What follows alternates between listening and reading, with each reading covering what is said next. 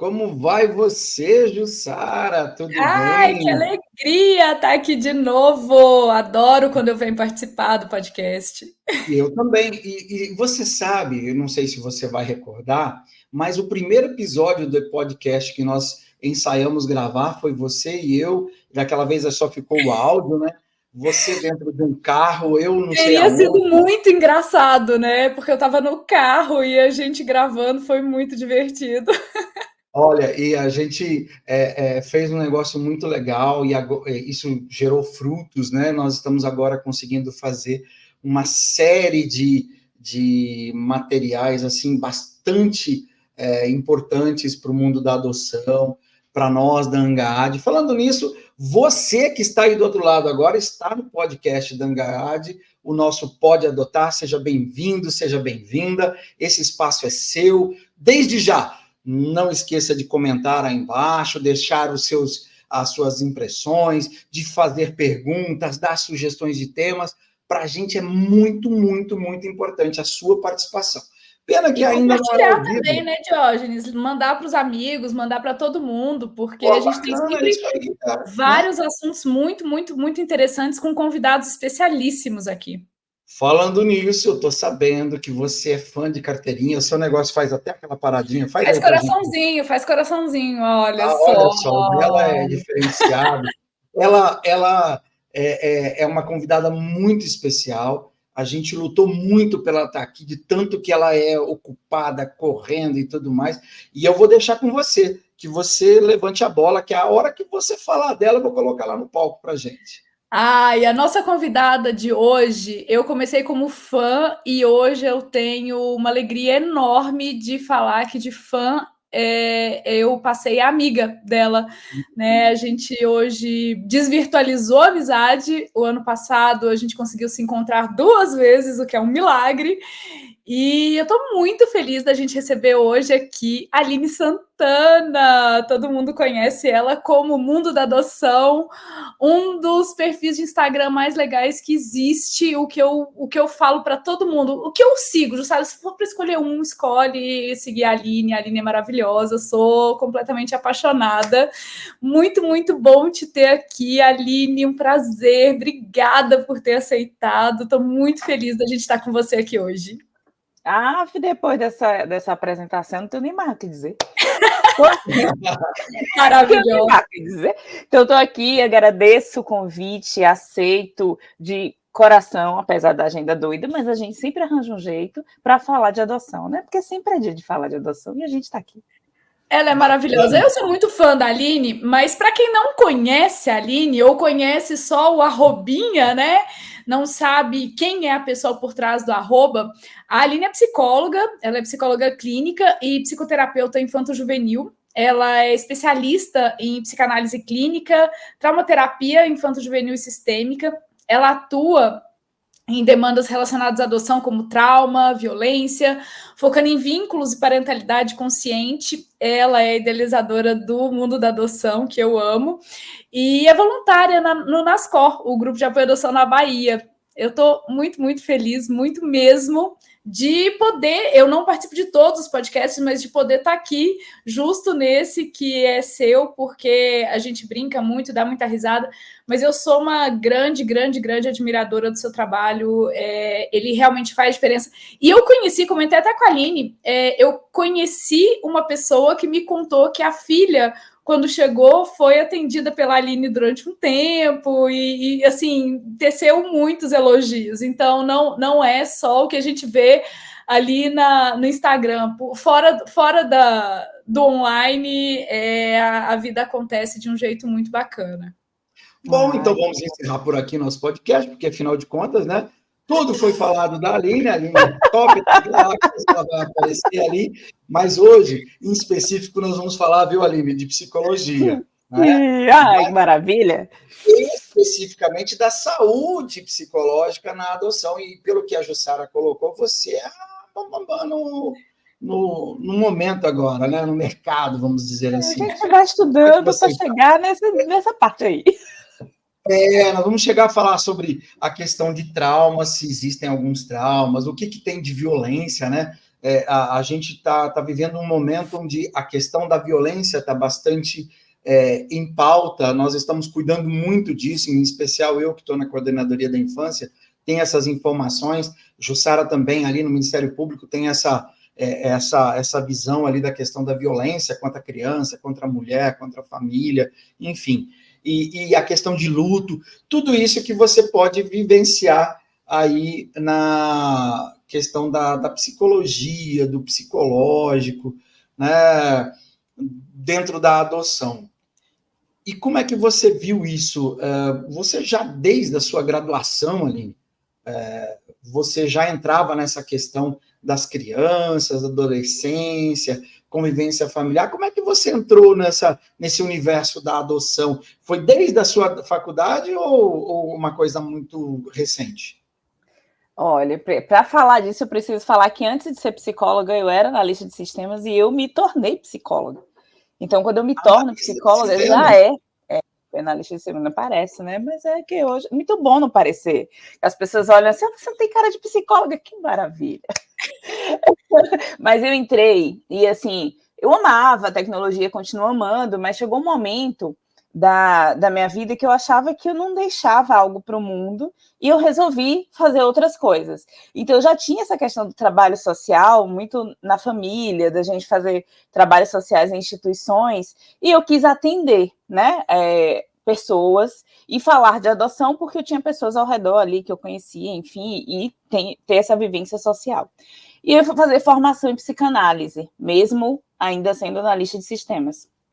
Quando eu comecei a estudar psicanálise, aí eu comecei a estudar... ver, né? Analista de sistemas, psicanálise, eu acho que a cabeça das pessoas escutando isso está assim, fumegando. Como assim, gente? Não, só mudei objeto de estudo. Eu analisava sistemas, agora analiso pessoas.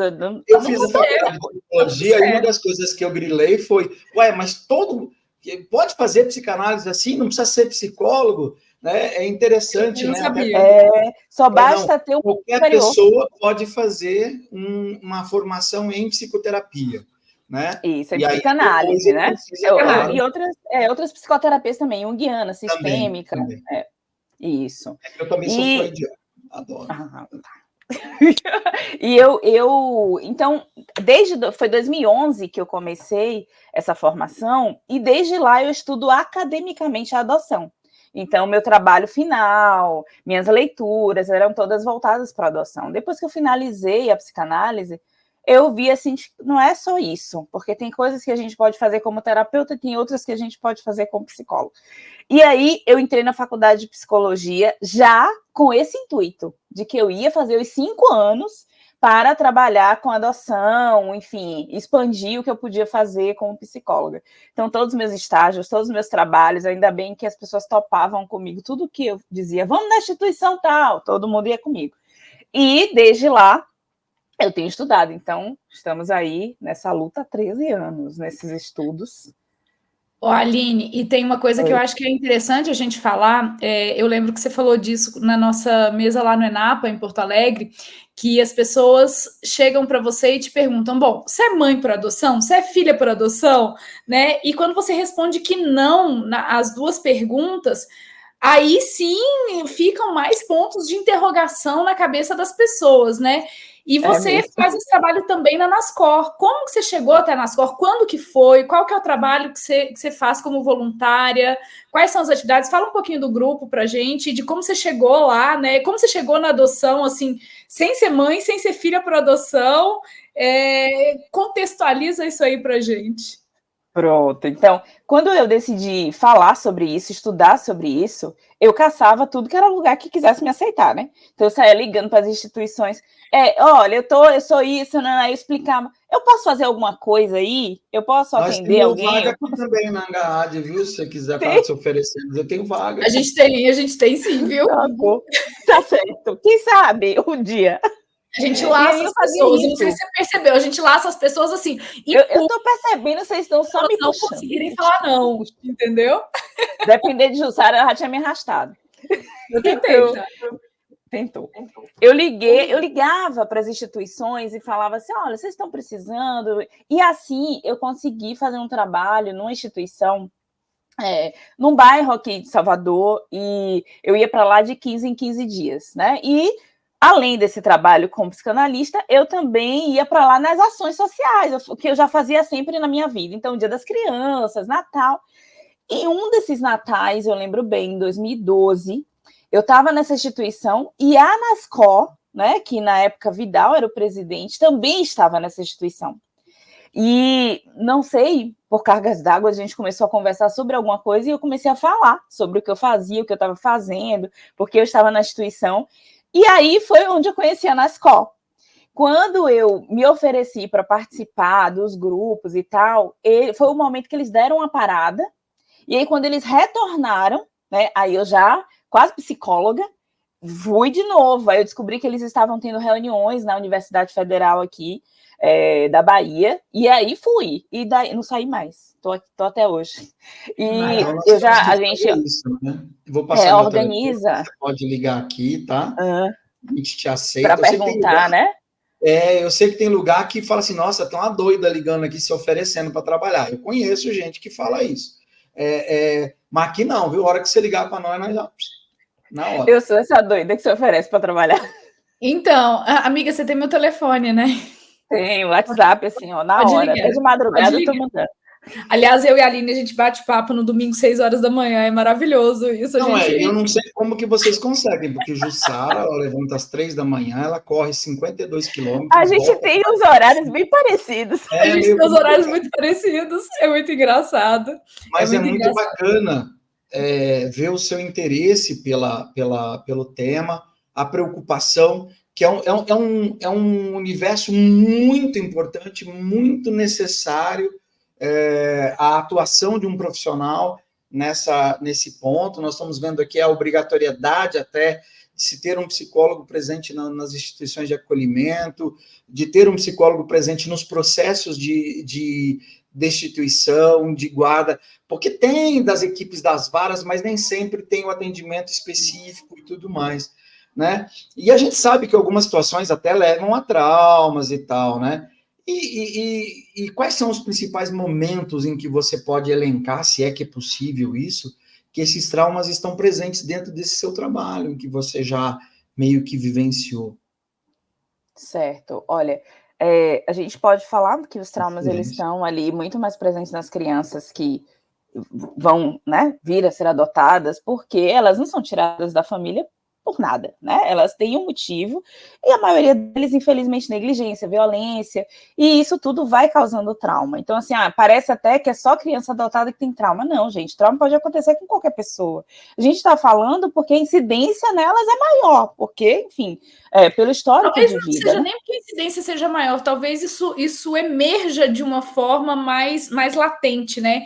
Às vezes existe esse trauma dentro da família biológica, aquela criança que está ainda dentro da família, inserida na família biológica, e aquilo vai sendo meio que colocado debaixo do tapete. Quando a gente está com uma criança ou um adolescente em situação de acolhimento, de colocação em família adotiva, essas coisas elas ficam muito latentes, né? E a gente fala muito da mochilinha e tal, que a criança, o adolescente traz.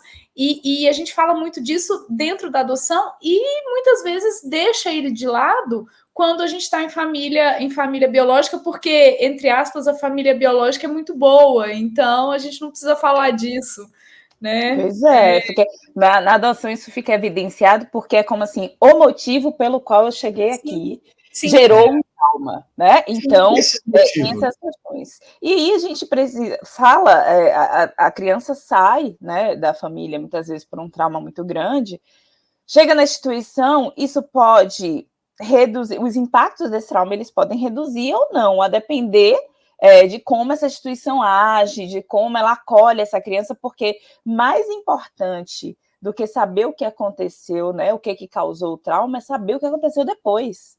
Porque o depois é muito importante. O que essa criança recebeu, quem acolheu ela, quem validou que aquilo era uma violência, porque senão ela pode passar... Né? Exato, ela pode passar a vida achando que aquilo é normal. Ô, Aline, e tem algumas situações assim que você acha que você vê na prática, né? Que se repetem muito, assim, as situações que mais causam traumas são isso, isso ou isso. Tem alguma coisa assim que chama mais atenção, que é muito de repetição? Ou vai muito nessa esteira do abandono de forma generalizada? O que você vê? Você fala do impacto ou da causa dele? Do trauma mesmo, da causa. Sim, certo. Porque, assim, a gente pode falar de uma mesma causa provocando reações diferentes a depender da pessoa, a depender da idade. Então, até para a gente saber o que um trauma deixou de impacto naquela criança ou naquele adolescente, a gente precisa entender quando que ele aconteceu, né, em que fase de desenvolvimento, porque à medida que a criança vai se desenvolvendo, ela tem umas habilidades emocionais, psicológicas, e que ela consegue, muitas vezes, lidar com o que aconteceu de uma melhor forma do que uma criança menor. Então, a depender da idade... Ela não consegue nem expressar, né? Ela não consegue nem colocar como... Ela não consegue passar pelo filtro da racionalidade o que aconteceu com ela, né? Exatamente. Por isso, muitas crianças carregam muita culpa. Tem uma fase da criança que ela não consegue assim, achar que essa palavra culpa que você colocou, sim, eu queria entender uma coisa. A gente vê algumas falas, e uma delas é muito presente o seguinte: quando a criança é retirada da sua família de origem, dizem que ela estava vivendo violência, que ela tinha uma demonstração de violência. Só que aquela violência, aquela demonstração de violência, é o único amor que ela conhece. Ela apanhava, mas era o amor que ela conhecia, era a atenção que ela conhecia. E é uma ruptura. Quebra-se e joga-se para a instituição ou para a família acolhedora, enfim, entra para o sistema. Isso, o impacto é maior na criança, é maior no adolescente. Como que vem essa questão da culpa, como você falou? Ela se sente, fui eu que fiz, fui eu que não respeitei meus pais, fui eu que não obedeci minha mãe, meu pai, que me batia, mas era porque eu não obedecia. Como que você vivenciou isso? A criança ali abaixo dos 9 anos, mais ou menos, ela ainda não, ela tá saindo ali, digamos, de 7 a 9 anos do egocentrismo, que é achar que tudo acontece pelo né, responsabilidade dela. Então, quando ela entende que aquela violência, né, foi uma violência, porque às vezes ela nem entende, ela pode imaginar assim, eu abusava muito da minha mãe, então eu merecia mesmo apanhar. Ela foi embora, ela me deixou sozinha, porque eu era uma criança muito danada, eu não mereço. Então, isso a criança já vai introjetando. Eu sou uma criança ruim, eu sou uma criança má, eu sou uma criança que não merece amor, eu mereço ficar sozinha. E isso tudo reflete, muitas vezes, quando essa criança está em outra família, numa adaptação, muitas vezes ela não consegue receber o amor que aquela família tem para dar, porque não é aquilo que ela conhece. E a depender do grau de negligência e violência que ela passou, fica muito mais difícil ela reconhecer, inclusive, que aquilo é um ato de carinho, de cuidado. E ela tem reações, ela tem comportamentos para que ela tenha uma reação conhecida de volta. Então, ela faz o que ela tem que fazer. De teste, às vezes é uma fase de resgate, né? De resgate da tensão que tinha antes. A criança, essa criança é difícil, ela é geniosa. E não é, ela está buscando, entendi o que... Nossa... A reação conhecida, isso. Teve uma família que eu atendi há um tempo, e a mãe falou para mim assim, nossa, mas ela só atende quando eu grito. Ela, não é possível, eu falo com calma, não sei o que, mas quando eu grito, ela para na hora, e ela para de fazer o que ela tem que fazer, porque era a reação conhecida.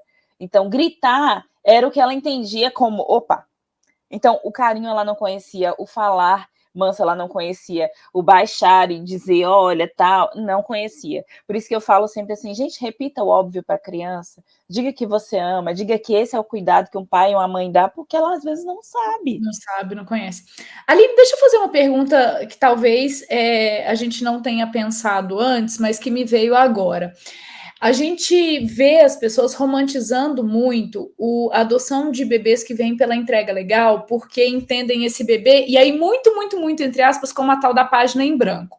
Sim, sim. E uma coisa que eu costumo sempre bater é que quando a gente tem esse pensamento da página em branco, a gente descarta toda a fase gestacional que... Uma fase gestacional de uma adoção por entrega legal não é uma gestação querida, desejada, amada, cuidada. Muitas vezes é uma gestação sofrida, né? A gente não conhece todas as realidades, mas um bebê que já vai para entrega legal, ele tem uma história intrauterina que não é uma história de muita felicidade normalmente. Ele não tem isso elaborado. Mas a gente sabe também que isso vai se refletindo lá para frente. Você já teve contato com traumas que vieram da fase intrauterina no atendimento de crianças e que se mostraram depois ali com, sei lá, os seus 4, 5, 6 anos ou mais, não sei. Você já teve essa identificação disso? É um trauma da fase intrauterina que está se mostrando agora e que muitas vezes é deixado de lado, porque é uma folha em branco, né? Sim. Olha, eu não vou dizer nem só nas crianças, porque eu atendo adultos também, adulto que foi adotado. E a sensação de abandono às vezes perdura até a adultez. E aí eu vou dizer assim, isso foi porque foi a entrega, foi... Às vezes sim, mas isso pode não ter sido nutrido ao longo da vida, né? Uhum. Tem isso também, a gente não pode botar tudo na sacola da adoção. De forma alguma. Essa questão. Então, mas fica. Então, assim, como você falou, interessantíssimo. O bebê, ele tem a vida intrauterina dele importa. Então, as pessoas acham, fez entrega e veio para mim com um dia. 1 dia e 9 meses. A vida dele, né? 9 meses também importa. Aquele balanço, o grito, enfim, o não... É sentido ali. A gente chama que o bebê traz trauma sensorial. Porque ele não tem como lembrar episódios, mas ele sente. Ele não ouve uma voz, ou ele ouve gritos, porque a partir da 20ª semana se ouve. Então, e quando esse bebê nasce, essa separação, né? Existe uma coisa chamada esterogestação, que é que o bebê, agora está bem mais, as pessoas falando muito, que é assim, o bebê nasce, e é como se ele passasse o resto da gestação fora do corpo. Por 3 meses, ele acredita que ele está no útero. Então, essa separação do nascimento é um trauma por si só. Porque aquela voz que você conhecia, o balanço que você conhecia, ele não existe mais. E aí eu falo para as pessoas que adotam o bebê, eu faço assim, fale muito no ouvido desse bebê, use algo que encoste sua pele na dele, faça balanços, né? Como se ele tivesse, porque é como se você estivesse ali mostrando para ele uma outra forma, um outro ambiente, para que ele consiga se sentir seguro naquele ambiente, porque ele já nasce esperando a voz que ele conhece. Que coisa, né? Eu nunca pensei sobre isso. Nunca pensei isso aqui. Que interessantíssimo. O próprio nascimento já é trauma. Pois é. Eu vou deixar vocês duas aqui uns minutinhos, daqui a pouquinho eu volto. Nossa, tá? a gente vai tricotar, vai acontecer isso. Olha, para mim fica à vontade. Tanto é que eu gostei muito dessas informações da Aline, que eu queria perguntar o seguinte: é possível reduzir esse impacto de tudo isso lá no acolhimento? E você falou sobre a questão de que vai chegando no período adulto carregando tudo isso e muitas vezes exacerbando. Como que os pais na adoção podem ajudar a eliminar isso? São 2 perguntinhas para vocês irem discutindo. Eu já volto. Vou falar do acolhimento, que eu acho que é bem interessante. Quando eu falei antes sobre mais importante do que a gente saber o que aconteceu é saber o que aconteceu depois, falando exatamente disso.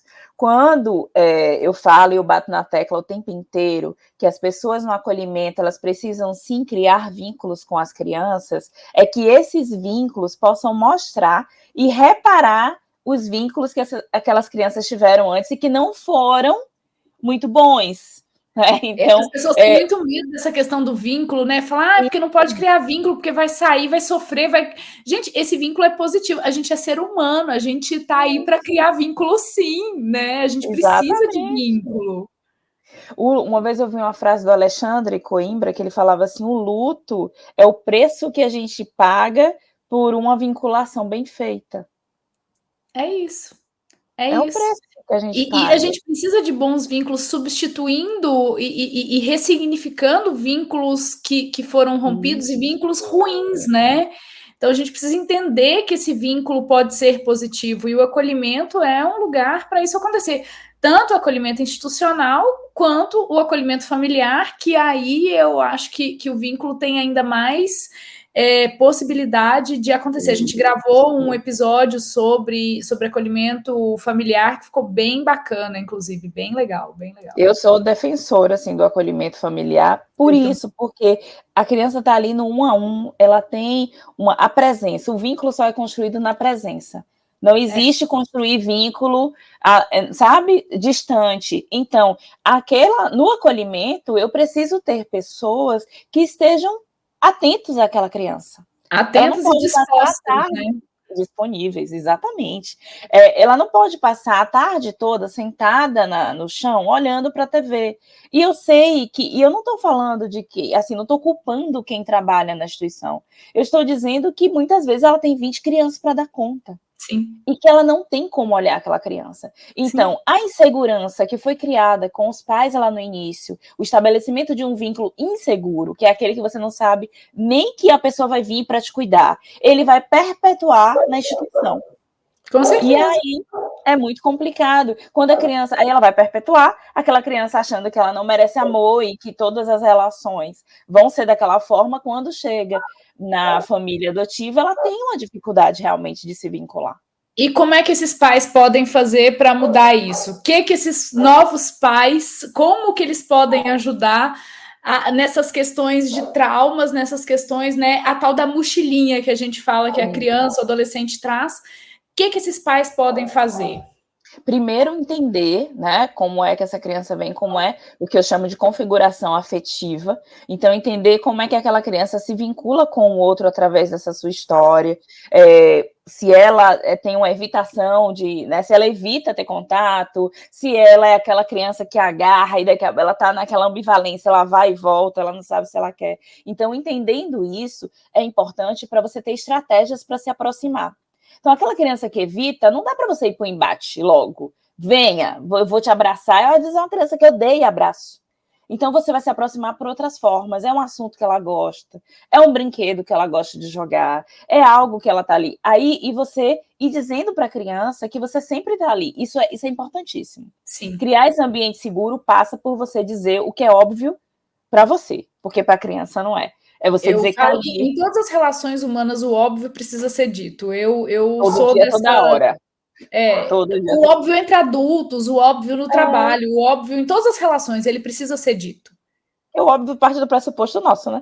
Exatamente. Não do ponto de vista que é óbvio para mim não é óbvio para você. Exatamente. Então, e ninguém tem bola de cristal ainda. Então a gente realmente precisa ir repetindo esse óbvio. E um movimento que a gente vê muito desses pais na hora que os filhos chegam na verdade, são dois movimentos. O primeiro deles é o afastamento dos grupos de apoio à adoção. Eles afastam porque a vida fica louca, né? E esse é um ponto que a gente bate muito para que eles continuem nos pós-adoção, porque é importantíssimo até para que eles entendam que às vezes esses comportamentos, eles são comportamentos de repetição, e às vezes eles estão achando que acontece só na casa deles, e está acontecendo com todo mundo, e ali eles conseguem se fortalecer. E uma outra coisa que a gente vê acontecer é que os pais muito preocupados, eles buscam um atendimento de psicoterapia para os seus filhos e acham que as questões são dos filhos, né? E não se colocam também em atendimento. e não conseguem sozinhos perceber essas nuances, inclusive do óbvio, né? O que você pensa, assim, desses pais? Vou perguntar o óbvio, por favor, me responda o óbvio. Você acha que é importante que esses pais também tenham um acompanhamento, seja específico em psicoterapia, ou ao menos em grupos de pós-adoção, nos grupos de apoio à adoção? Com certeza absoluta, porque a chegada de um filho na vida de uma pessoa é uma revolução total, né? Você vai entrar em contato com coisas que você nem lembrava que tinha. Então, é bom estar ali mesmo. Estava em terapia desde antes, continue, porque você vai precisar intensificar. O filho mexe com a gente, né? Mexe muito. Mas tem um ponto que talvez as pessoas não se atentem. A gente está falando aqui da questão da vinculação da criança, da segurança dela, da insegurança, né? Falando a verdade, nós também temos um modelo de se vincular. Uhum. Não significa que se nascemos e vivemos e crescemos numa família biológica, somos uma pessoa que se vincula 100% seguramente. Uhum.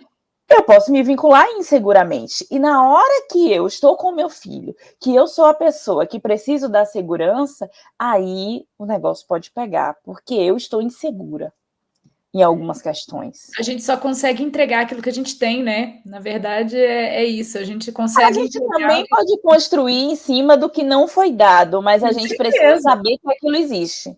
Com certeza. A gente precisa construir para entregar. Eu costumo falar muito dessa segurança. Eu sou inseguro, então construa primeiro a sua segurança para depois você passar a segurança para o seu filho. Mas construa, não vai vir, não vai bater na sua porta. Trabalhe a sua história, esteja bem com ela, para que você possa construir uma história junto com o seu filho. Porque senão as coisas começam a bagunçar aí. E eu acho que outro ponto que pega muito, e eu gosto muito de ouvir a Soraya falando sobre isso, eu e ela, a gente pensa a mesma coisa, e vamos ver sobre como você encara isso, né? Hoje as crianças vêm para adoção com muito diagnóstico. Normalmente elas vêm já rotuladas, e tem muitos diagnósticos possíveis dessas questões comportamentais e tal, né, psiquiátricas, mas quase todas vêm com um diagnóstico de atraso de desenvolvimento. TDAH e atraso de desenvolvimento. Como que a gente deve encarar esse tanto diagnóstico e por que tem tanto diagnóstico assim hoje nessas crianças, nesses adolescentes que vêm pela adoção? Nossa, que bom você falar isso, porque eu tô com isso bem... Minha cabeça tá fresquíssima, porque eu tô falando isso a toda hora, todo momento. Olha, a gente nem combinou, hein? Tá, podia ter combinado, mas não combinamos. Hoje mesmo eu escrevi sobre isso, porque tem muitos diagnósticos, e diagnósticos, assim, que podem ser errados. Eu não estou dizendo que não exista criança institucionalizada que tem TDAH, que tem TOD e tal, mas eu estou falando que, quando você fala por que isso? Porque o trauma, ele impacta em vários ambientes, né? E principalmente ele pode fazer uma modificação no funcionamento cerebral. E aí a criança ela vai se adaptar àquele ambiente ou àquela situação, se defendendo e usando um comportamento para tal. Muitas vezes a desatenção é um fator de como se diz, esqueci agora a palavra, meu Deus, de proteção. Né? Eu estar desatenta a um ambiente que tem uma violência doméstica terrível, foi a forma que eu descobri para viver naquilo ali sem aquilo me impactar. Então, muitas consequências de trauma, elas são facilmente confundidas com sintomas de transtornos ou de neurodivergências. Né? Então, aquilo que parece hiperatividade pode ser o meu cérebro hipervigilante a situações de perigo. Então, eu preciso ficar o tempo todo atento se não vai acontecer nada, porque eu preciso me proteger. Essa hipervigilância, ela pode causar uma dificuldade de aprendizagem, porque o cérebro tem duas partes, né, o direito e o esquerdo. Então, a parte emocional, eu uso tanto que a parte da razão que deveria ser desenvolvida com a minha relação com os adultos, ela não tem tempo para desenvolver, porque eu estou ocupado o tempo inteiro tentando me proteger. E não tem quem faça a gente fazer nada se a gente precisa é se proteger para sobreviver, porque a prioridade do nosso cérebro é a sobrevivência. Então, eu vou esquecer tudo que eu tenho para fazer. Eu vou só lutar para sobreviver. Então, essa luta, ela faz várias coisas. Então, assim, falta de estímulo, que pode levar a diversos diagnósticos, né? Autismo, TEA, TOD, todos os T da vida que vocês quiserem encaixar. Então, a quantidade de crianças diagnosticadas, muitas vezes porque os profissionais não levam em conta a história de vida, o trauma, para poder separar o que é do desenvolvimento, o que é consequência do trauma e o que é realmente um transtorno. Então, eu acho que assim, tem várias. Nossa, dá para fazer um episódio inteiro só falando sobre isso.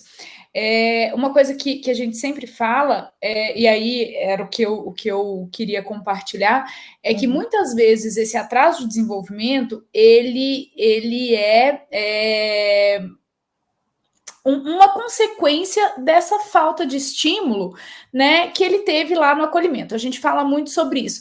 E uma coisa que a gente fala muito para os pretendentes, e aí eu acho que você foi cirúrgica, você foi perfeita, é que a gente precisa olhar para esses diagnósticos, né, essa rotulação com muito cuidado, com muita cautela. E a gente acompanha muitas famílias e vê que depois dessa criança, desse adolescente em família, os diagnósticos mudam muitas vezes. Não é que não tenham, pode ser que tenham sim, e pode ser inclusive que sejam decorrência sim do trauma, pode ser que seja algo que já é mesmo daquela pessoa, e aí não tem nada a ver com adoção, não tem nada a ver com trauma, não tem nada a ver com a história de abandono, de negligência, de violência, é assim e pronto. A gente tem histórias, né, de pessoas que estão aí no seio da família biológica e tem essas questões, então tem coisas que o que é da adoção e o que não é da adoção. A gente precisa soltar esse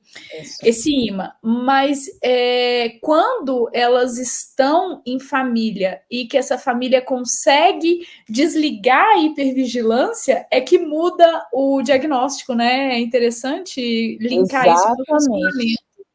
Eu já atendi há um tempo atrás uma criança que chegou diagnosticada, né? Com TDAH. E atendi ela por 4 anos. E depois de 4, assim, no último ano que a gente estava em atendimento, ela não tomava mais Ritalina. Então, e aí você tocou num ponto que eu ia falar sobre a medicação. Porque como elas são diagnosticadas, e muitas vezes esse diagnóstico, ele é um diagnóstico único, que não tem ali, não tem condições de ter um acompanhamento com uma equipe que vai acompanhar o diagnóstico. Como ela não muda o ambiente onde ela está, aquilo também fica muito latente, né? Aquele diagnóstico ali.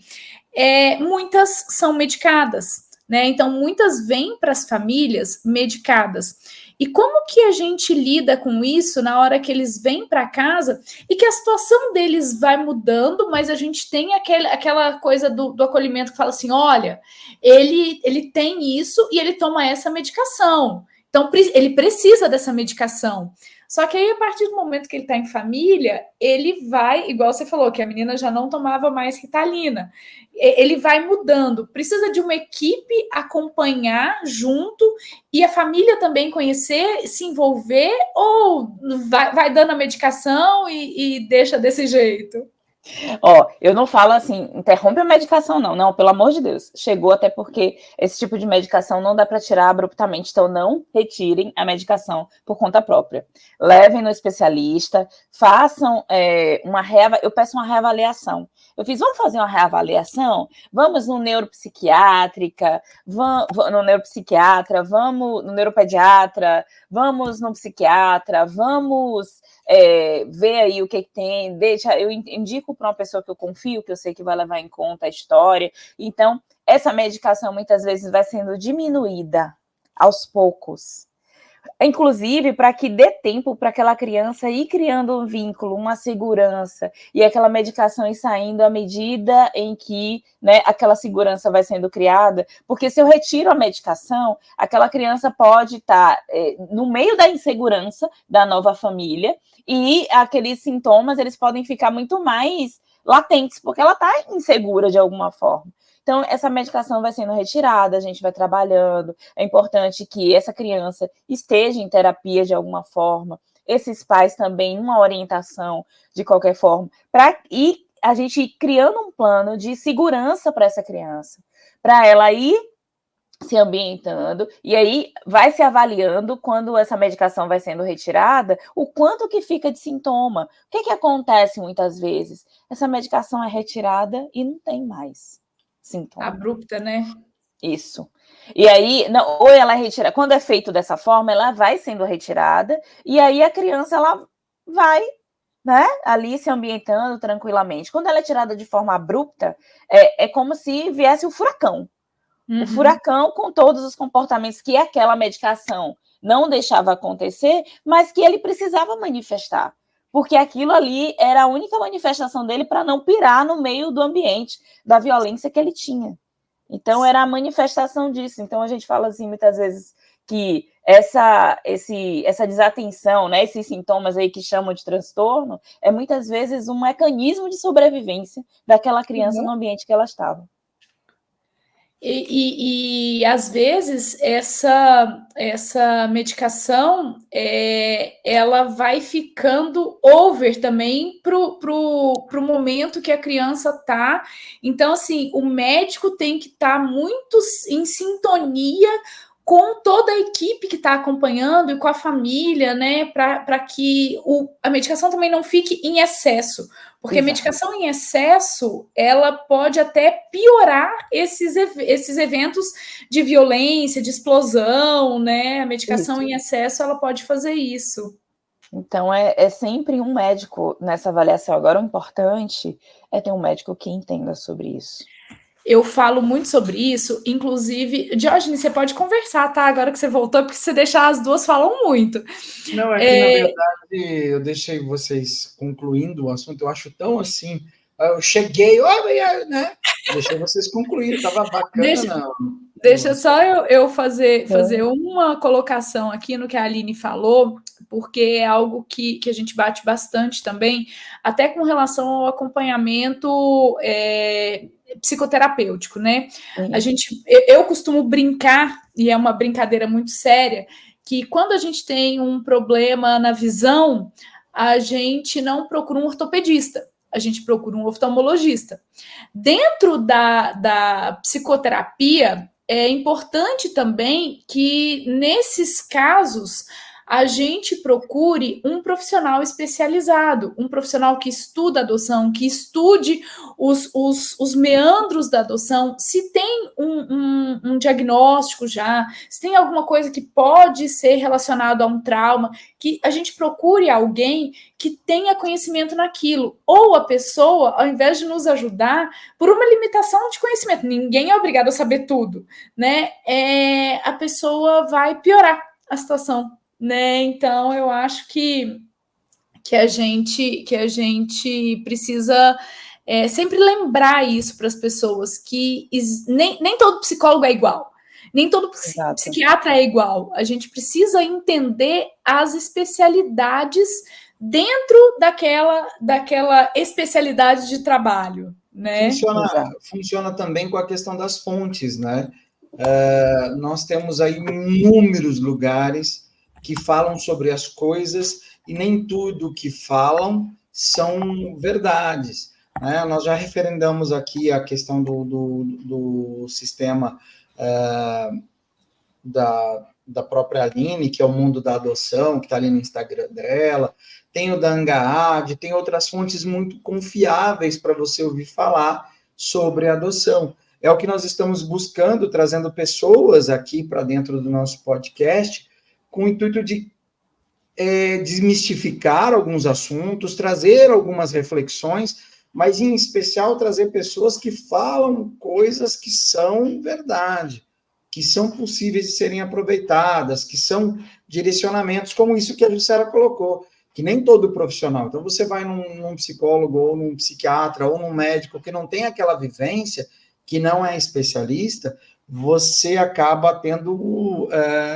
exacerbando traumas, exacerbando os problemas em cima. Uma das coisas muito engraçadas, eu, por exemplo, não consegui imaginar isso nunca na minha vida, que o médico de osso, que é um famoso ortopedista, tem 206 especialidades. Porque são 206 ossos no corpo, e cada um trata de um cantinho, né? O que trata da bigorna do ouvido não trata do tornozelo. Então, nós temos que buscar profissionais realmente que tenham essa vivência, eu acho até, vou fazendo o meu podcast individual aqui, falar que nós temos que ter profissionais que tenham essa vocação, né? Deixa eu apontar para a Aline, deixa eu ver se aponta para a Aline. A mão sumiu. Aqui, ó, vocação, né? A voz da consciência está mandando a gente falar mais rápido ou mais curto, mas a gente precisa de profissionais com essa vocação, né? E aí ele me perguntou aqui, a voz que fala aqui no nosso ouvido, assim. É o ponto, é o ponto. É o ponto.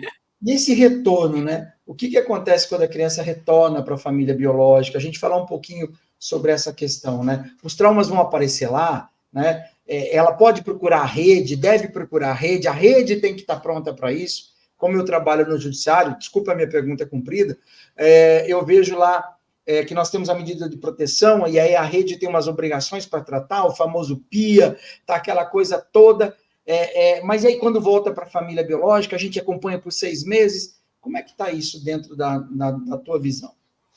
Olha, se o ambiente, ele e leia esse ambiente, as pessoas que fazem parte dele, eles são, um ambiente que causou o trauma, eu tenho que também cuidar dele, de alguma forma. Eu não posso levar a criança tratada, cuidada, para o mesmo ambiente. Então, o social, os equipamentos sociais, eles precisam fazer a parte deles. Eu não posso simplesmente achar que reinserir a criança 2, 3 vezes numa família sem ter feito nada com ela vai dar jeito. Então, não pode voltar e dizer assim, mas a gente tentou reinserção 3 vezes. Mas assim, como?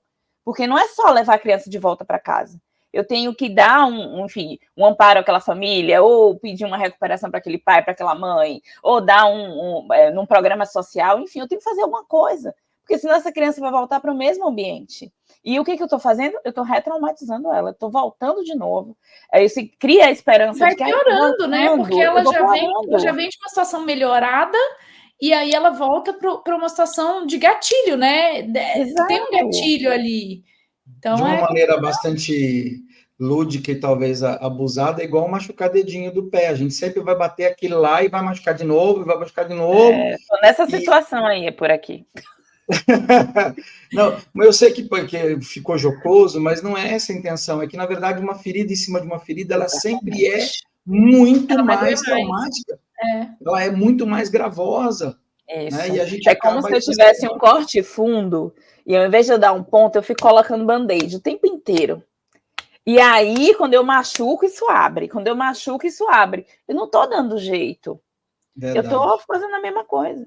Aline, você vê, eu não sei nem qual a abrangência que você vai conseguir dar nessa resposta, mas você vê a rede como um todo, a rede de atendimento, preparada para lidar de verdade com as questões do trauma, porque me parece que, de um modo geral, e aí bem genericão mesmo, muitas vezes o foco é em soluções numéricas, né? Quantas reinserções a gente conseguiu, quantas adoções a gente conseguiu, mas quanto que a gente está realmente tratando dessas famílias, dessas crianças, dentro dos acolhimentos também, quanto que esses acolhimentos estão sendo efetivos no acolhimento e no tratamento desses traumas, né? Quanto que essas famílias estão sendo preparadas para acolher a situação do trauma, quanto que se fala de trauma enquanto a gente está na espera dos nossos filhos, né? Quanto que nós, enquanto rede, e aí eu falo de adoção, convivência familiar, tudo, a rede como um todo, quanto que nós, sociedade e rede, estamos preparados para acolher e lidar com esse trauma? Nossa, acho que muito pouco, viu? É muito pouco. Eu acho que o desenvolvimento infantil e os impactos do trauma deveriam fazer parte do curso preparatório para adoção e do curso preparatório de equipes para lidarem com essas crianças. Porque falando... não faz parte nem do direito como matéria, não entra lá. Nem na psicologia, tá? Porque na minha faculdade não tinha isso. Eu arrumei uma professora que era guerreira e disse, vá lá que eu te supervisiono. Mas não tem. Então, assim, eu acho que fala muito pouco, eu acho que as instituições de acolhimento, as pessoas cuidadoras, elas precisam ser preparadas, precisa ser pessoas que estejam ali para fazer a diferença na vida da criança e não ser mais um trabalho tapa-buraco, eu estou ali porque eu não tenho outra coisa para fazer, porque é muita responsabilidade lidar com crianças que passaram por essas situações, porque a gente tem o potencial de recuperar o trauma que elas passaram, de reparar o trauma que elas passaram, para que elas possam ter uma vida sem essas consequências. Mas se eu tenho as pessoas que não entendem isso, vai passar pelo senso comum. Então, quando eu estive dentro das instituições, era assim, dê um jeito nesse menino aí que ele tá batendo em todo mundo. Ninguém queria saber por quê. Médica, né? Exato. Leva esse menino para o psiquiatra, manda dar um remédio, porque ele acabou de dar um murro na janela. E aí eu chegava eu falava assim, ô fulana, por que você deu um murro na janela? Tia, eu dei um murro na janela porque senão ia dar um murro na cara de todo mundo. Então, meu braço, nananã. Então, é isso, sabe? Sempre, tá? Precisa entender o que é que está acontecendo. Você está dentro da NASCOR, você participa da logística interna de um grupo de apoio à adoção, você conhece o funcionamento, lógico que cada um tem as suas peculiaridades de trabalho, né, suas frentes de trabalho que são mais fortes ou não.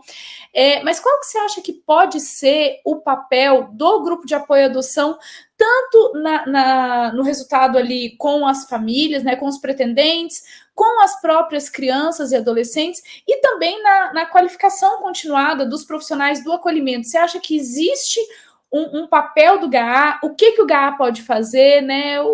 Como que a gente pode unir forças nisso daí? O grupo de apoio, eles já fazem, pelo menos os que eu conheço, eles fazem um papel assim fundamental, que é de conscientização, né? A maioria são pais e mães que são bem conscientes dessa questão da adoção, então trazem textos conscientes, mas não é só o grupo.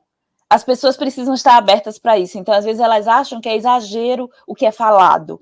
E aí, não vai acontecer isso comigo. E aí, na hora, acontece, enfim. Mas o direcionamento, acho que continuar fazendo o que já se faz, é a conscientização, dar o direcionamento para, olha, é importante que você esteja com um profissional tal, que você faça isso, que você leve nisso, que você leve aquilo, faça o que você pode, priorize isso. Então, esse papel de orientação e esse papel de conscientização, o GAA precisa continuar fazendo. Eu acredito que para melhorar essa questão das equipes nas instituições,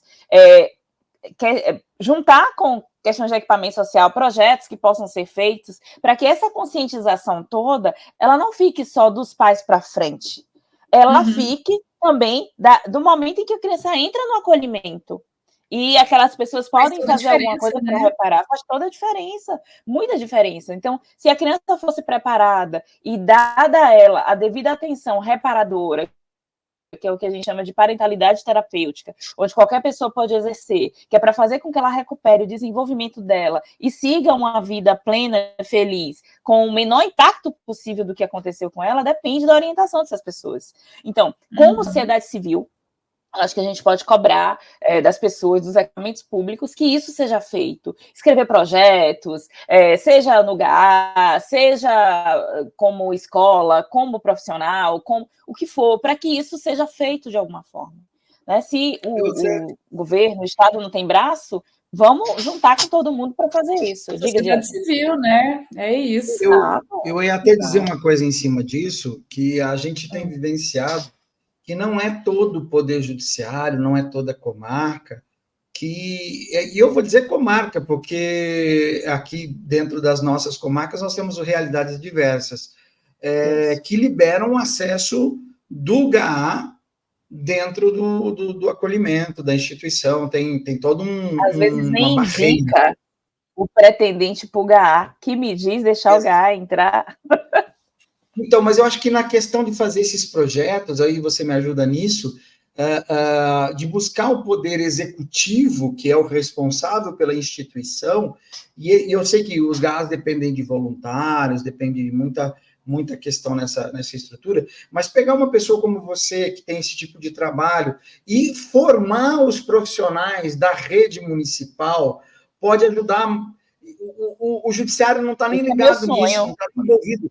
Você não vai nem mexer com a criança que está lá no princípio, mas você pode formar o pessoal, entendeu? E esses projetos podem surgir disso, não é uma ideia, talvez, que o GA vai falar, nossa, eu tento ajudar, mas nunca que eu consigo. Eu acho que dessa forma é possível. Meu sonho era ter um projeto desse, que formasse pessoas que trabalhassem nas instituições. Bora, eu acho, né?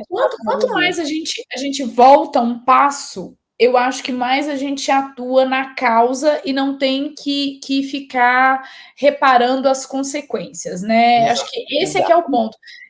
Eu lembro que a gente teve o nosso encontro de coordenadores em novembro sobre a desistência, e o nosso trabalho foi em cima da desistência, né, na adoção, desistência, devolução, e a Angélica falou uma coisa, e ela tem muita razão, que a desistência, ela começa em uma preparação deficitária.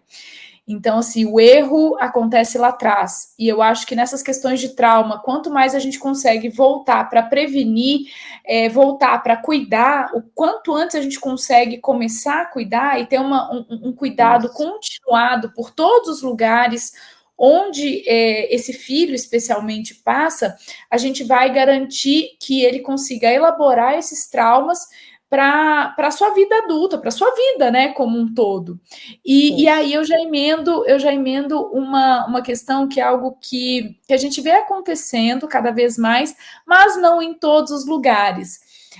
Depois que esse filho chega na família, a gente tem uma briga muito grande para que a família continue frequentando os grupos de pós-adoção ou mesmo as reuniões gerais, e eu sou uma defensora de que eles continuem nas reuniões gerais, porque eles são a história real que os pretendentes precisam ter, com a qual os pretendentes precisam ter contato. Né? Qual que você acha que é a importância desse filho também participar das atividades do grupo de apoio à adoção? E encontrar, né, as crianças se encontrarem, tem um quesito que é bem importante, que é o de pertencer, né?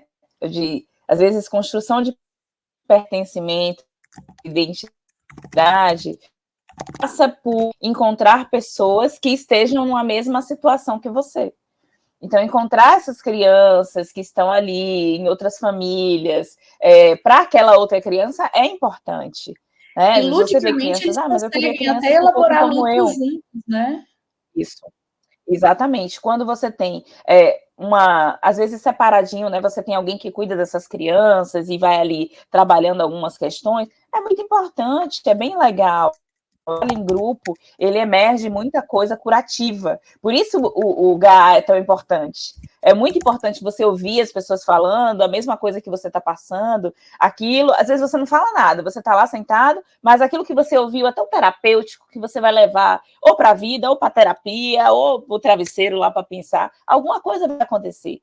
Então, é muito legal, eu acho importante. Para eles é importante, né? Isso. Agora, eu acho interessante que essas crianças tenham espaço.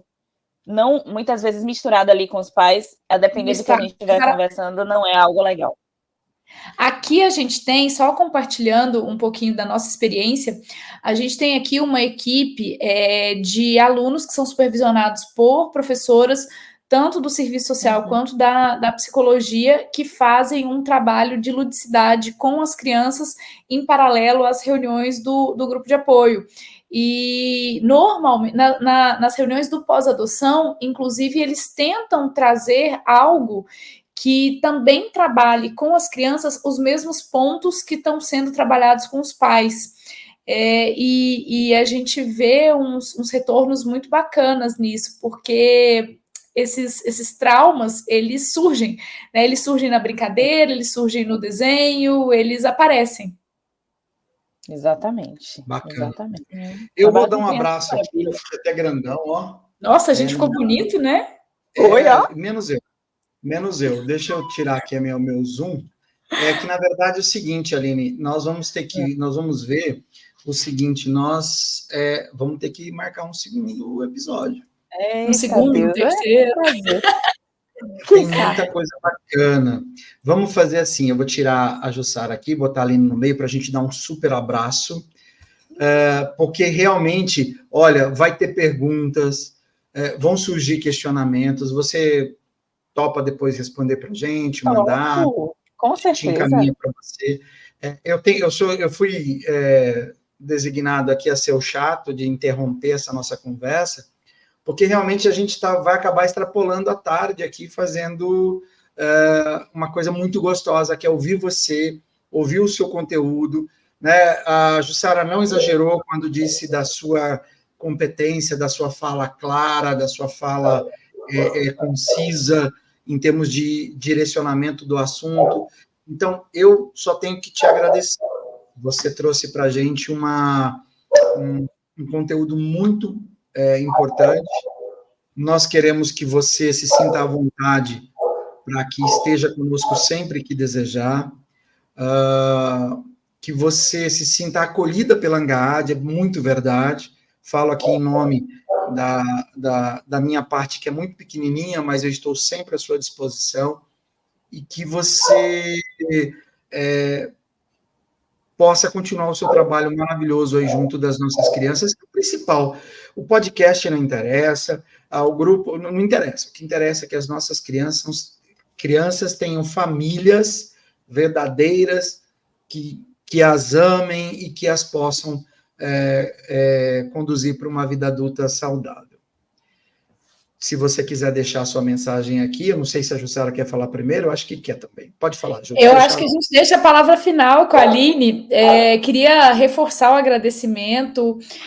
A Aline é uma pessoa de extrema competência e vem somar aos episódios que a gente já tem, né? A gente tem vários episódios aí, inclusive já fica o convite para o pessoal voltar, né? A cada 15 dias a gente tem episódio novo e tem já um monte de coisa muito bacana aí para trás, então dá uma voltada, quem não escutou, escuta os anteriores também, aproveita para se inteirar de todos os temas.